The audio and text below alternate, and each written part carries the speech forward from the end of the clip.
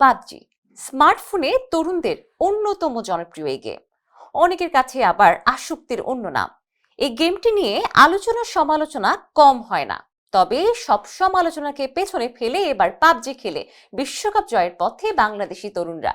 স্বপ্নের ফাইনালে জিততে পারলেই মিলবে কোটি কোটি টাকা।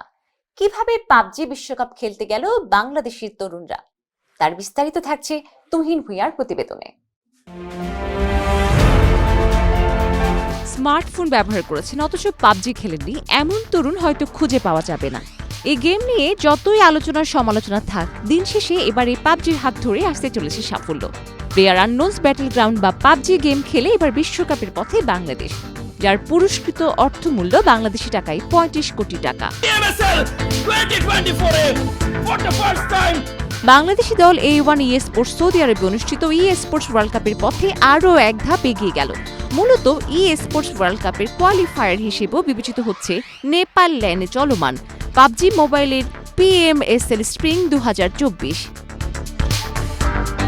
এই স্পোর্টস টুর্নামেন্টের গ্রুপ স্টেজে ২০ দলের মধ্যে ৩ সপ্তাহের তুমুল প্রতিযোগিতা শেষে গ্র্যান্ড ফাইনালে জায়গা করে নিয়েছে A1 স্পোর্টস বাংলাদেশ।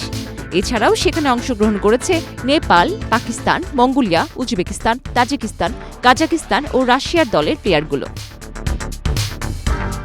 এবছর জুলাই মাসে প্রথমবারের মতো অনুষ্ঠিত হতে যাচ্ছে স্পোর্টস ওয়ার্ল্ড কাপ, যার স্থান নির্ধারিত হয়েছে সৌদি আরব, যেখানে থাকছে ১৯টি গেমসের স্পোর্টস ভিত্তিক প্রতিযোগিতা এবং যার সর্বমোট প্রাইজ মানি থাকছে ৬৫৮ কোটি টাকা। বাংলাদেশে শত প্রতিবন্ধকতা সত্ত্বেও এদেশের স্পোর্টস খেলোয়াড়রা এগিয়ে যাচ্ছে। যথাযথ সহযোগিতা পেলে বাংলাদেশের ছেলেরাও অনেক ভালো করবেন, এমন আশা তো করাই যায়। জানা যায়, কাজী আরাফাত হোসেন ২০২০ সালে A1 স্পোর্টস প্রতিষ্ঠিত করেন, যা এখনো পর্যন্ত বাংলাদেশের সবচেয়ে জনপ্রিয় স্পোর্টস দল। এই দলটি ২০২১ সালে দুবাইতে প্রথমবারের মতো পাবজি মোবাইলের নিজস্ব ওয়ার্ল্ড কাপে অংশ নিয়েছিল। গেমিং ও স্পোর্টস সিনেমা বা সঙ্গীত ইন্ডাস্ট্রির চেয়ে কোনো অংশে কম নয়। এখনই সময় এটাকে নিয়ে ইতিবাচক চিন্তা ভাবনা করার। বিশ্বের সমস্ত দেশ স্পোর্টস নিয়ে এগিয়ে যাচ্ছে। আমাদের পাশের দেশগুলো স্পোর্টসকে সরকারিভাবে স্বীকৃতি দিচ্ছে। এমনকি মালয়েশিয়ার মতো দেশে স্পোর্টসকে জাতীয় বাজেটে অন্তর্ভুক্ত করা হয়েছে। ডেস্ক রিপোর্ট, প্রবাস খবর।